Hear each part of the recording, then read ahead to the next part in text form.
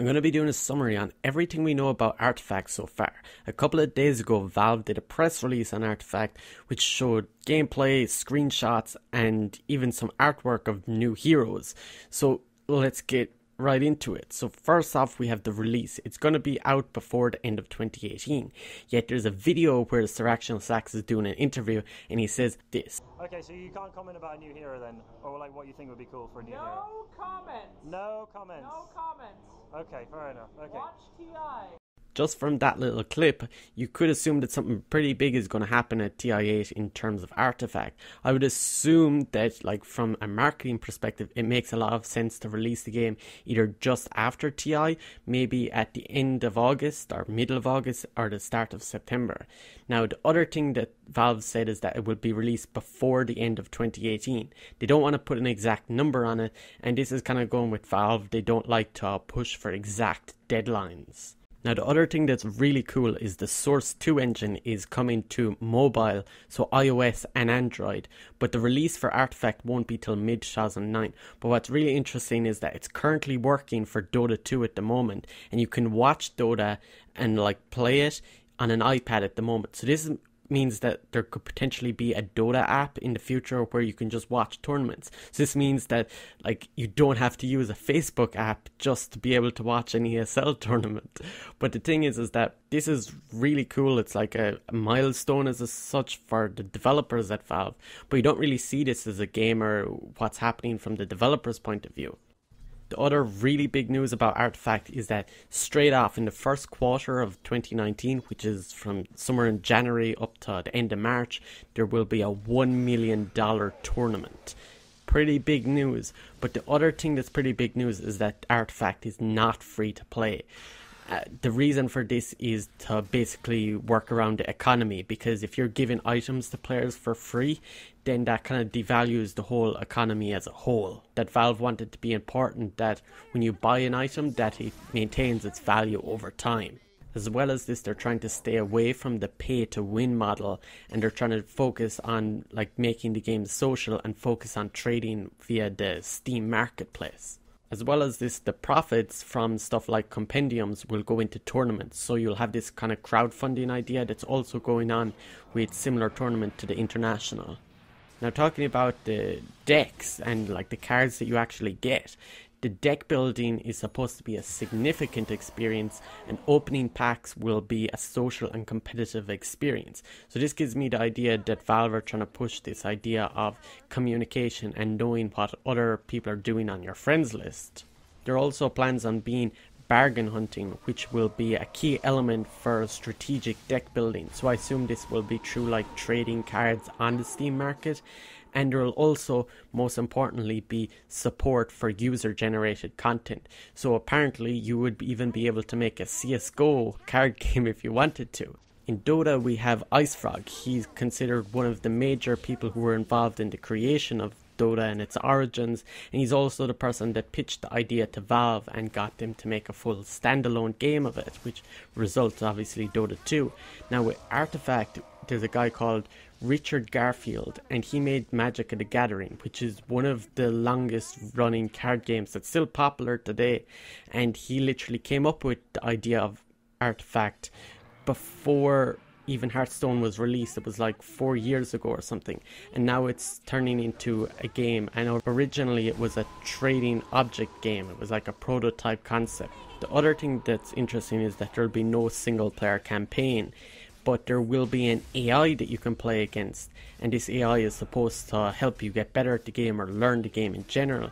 So I assume that Valve will probably do something where you have an opponent AI that will get weaker or stronger based on your skill level. So I haven't even started talking about the gameplay yet, or the cards themselves. So to start things off is that you have 5 heroes in your deck, and the enemy has 5 heroes in your deck. Before looking at cards too much, we'll just look at the basis that you have 3 lanes, and each player takes a turn each time.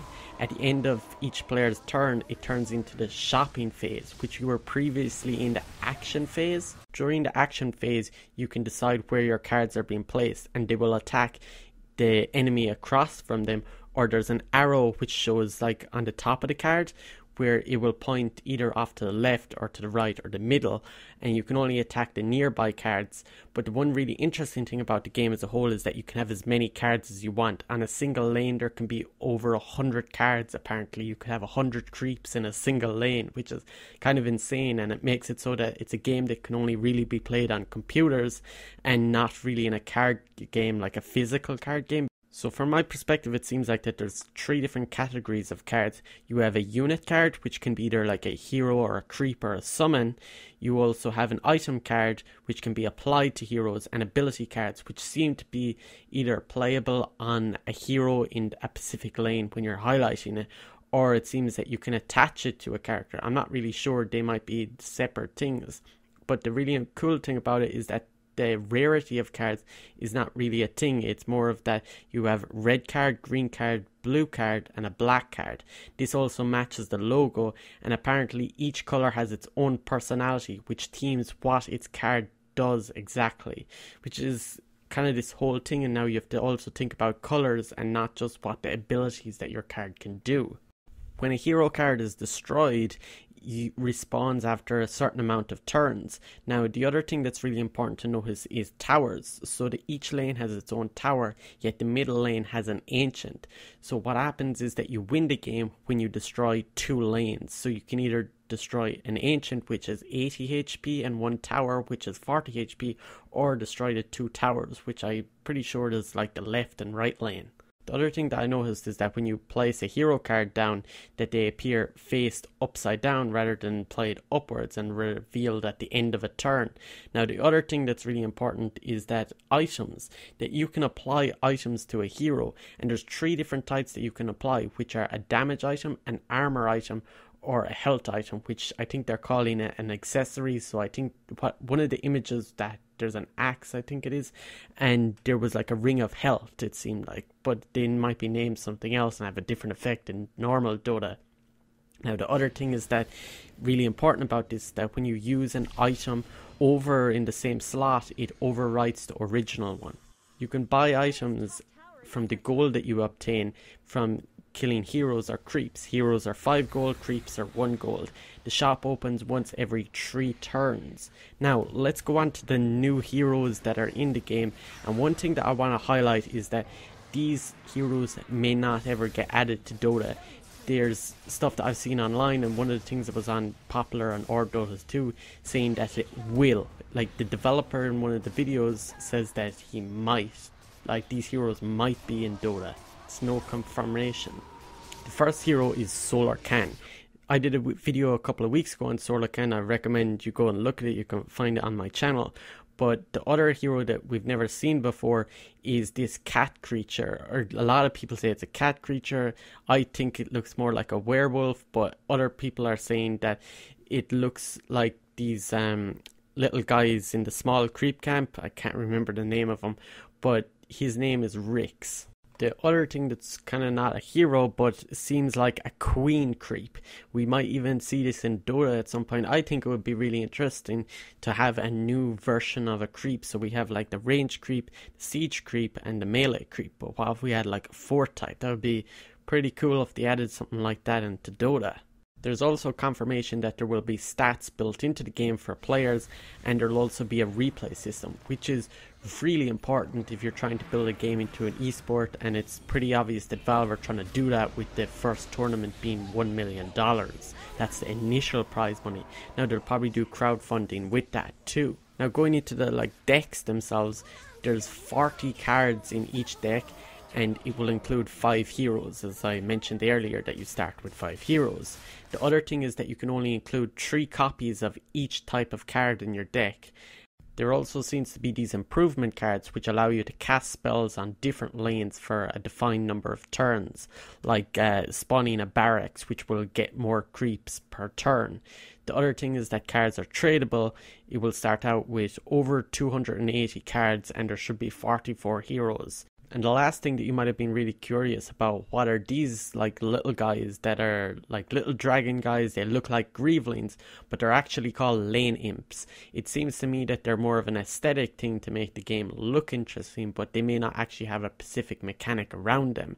However, the thing is that from what I know is that the game has an enormous amount of lore, and it seems like that the game even is like reading an ancient history book. There's so much lore in it. So this is really good if you're someone who likes Dota but you don't really understand much of the stuff of like behind the characters, that you get to know more about the game. As a conclusion to all of this, it seems like Artifact is a game that you will be able to pick up regardless of if you played Dota or not. However, the thing is, if you have played Dota, it will come to a small advantage, not because of how you know how to play the hero, but because you are familiar with the abilities. The other thing I want to say is a big shout out to this Artifact subreddit for compiling a lot of this information together in one place. I couldn't have made this video without it. Also, all of like the other media outlets like the PC Gamer Network and Rod Gichi as well, who messaged me a lot of these like content as well on Discord. There'll be a bunch of links in the description which you can find all of this information and even the talk itself. The other thing I want to say is that tell me, are you going to play Artifact when it comes out? And like, did this new reveal of all this information make you change your mind? Now, if you enjoyed this video and you'd like to see more Dota content, make sure you subscribe